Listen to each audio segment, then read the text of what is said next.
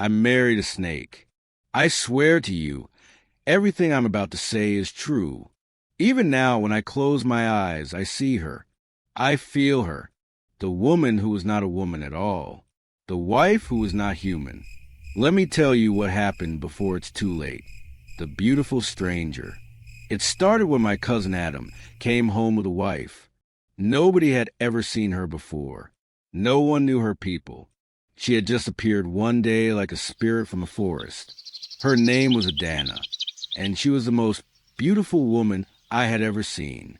Her skin was the color of rich, dark honey, smooth like polished stone. Her eyes, God help me, her eyes were too bright, like burning amber, like something that should not be. She never blinked enough. Adam was madly in love with her. He said he met her by the river, alone, washing clothes. She had smiled at him, and from that moment, he said his heart was hers. But something wasn't right. She never ate in front of people. Never. She would sit with us at meal times, laugh, talk, pretend to chew, but the food never left her plate. I watched her closely. Sometimes she would carry her plate inside and return empty-handed. She eats when no one is looking. My mother whispered one evening, "That is not normal." I ignored it at first. Tunde was happy. What else mattered? But then the noises started. The sounds of the night. Late at night, when the village slept, I would hear something slithering outside my window. A long, dragging sound. One night, I crept to my door and cracked it open just a little. Adanna was outside, but she was not walking. She was crawling on her bed. No bones. Just gone. The elders blamed a wild animal. But I knew better. One night, I stayed up watching. Just before dawn, I saw something move near the chicken coop. A shadow. It was Adanna. She moved too fast, too smoothly. Her body stretched longer than it should have. Her head jerked suddenly, like she was sniffing the air.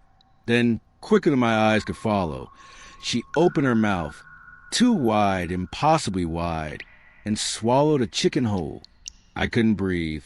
Her head turned, and for one terrible second, I thought she saw me.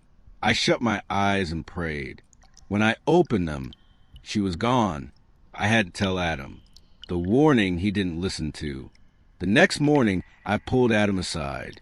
"She's not human." I whispered. Adam laughed. "You sound like an old man. She's my wife, and I love her. She doesn't eat. She doesn't sleep. I saw her. My voice broke. I saw her eat a chicken whole, Adam. Whole." His face darkened. "You're jealous. Just because I have a beautiful..." The door was slightly open. The fire in the hearth had burned down to embers. And then I saw it. Adanna stood in the middle of the room. But she was changing. Her skin peeled away from her body, like an old cloth slipping to the ground. Beneath it was something long, dark, and glistening. Her arms shrank. Her legs vanished. A thick, black snake rose up where my cousin's wife had been. My knees nearly gave out. Adam was asleep.